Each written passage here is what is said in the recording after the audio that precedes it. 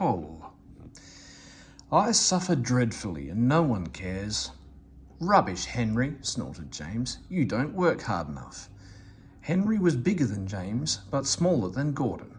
Sometimes he could pull trains, sometimes he had no strength at all. The Fat Controller spoke to him too. You are too expensive, Henry. You have had lots of new parts and new paint too, but they've done you no good. If we can't make you better, we must get another engine instead of you. This made Henry, his driver, and his fireman very sad. The Fat Controller was waiting when Henry came to the platform. He had taken off his hat and coat and put on overalls. He climbed to the footplate and Henry started. Henry is a bad steamer, said the fireman. I build up his fire, but it doesn't give enough heat. Henry tried very hard, but it was no good.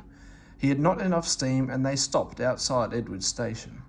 Oh dear, thought Henry sadly, I shall have to go away. Edward took charge of the train. Henry stopped behind. What do you think is wrong, fireman? Asked the Fat Controller. The fireman mopped his face. Excuse me, sir, he answered, but the coal is wrong. We've had a poor lot lately and today it's worse.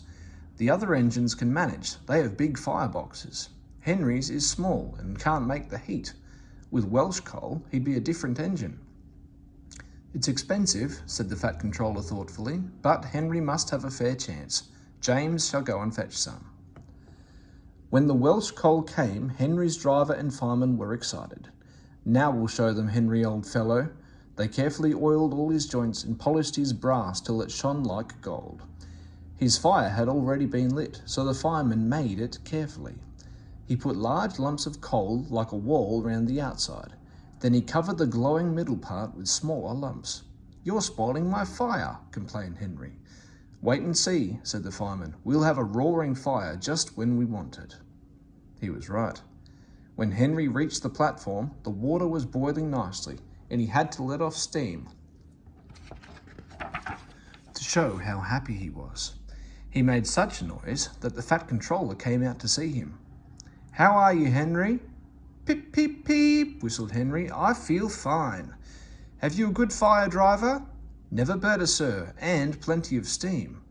No record breaking, warned the Fat Controller, smiling. Don't push him too hard. Henry won't need pushing, sir. I'll have to hold him back. Henry had a lovely day. He had never felt so well in his life. He wanted to go fast, but his driver wouldn't let him. Steady, old fellow, he would say, there's plenty of time. They arrived early at the junction.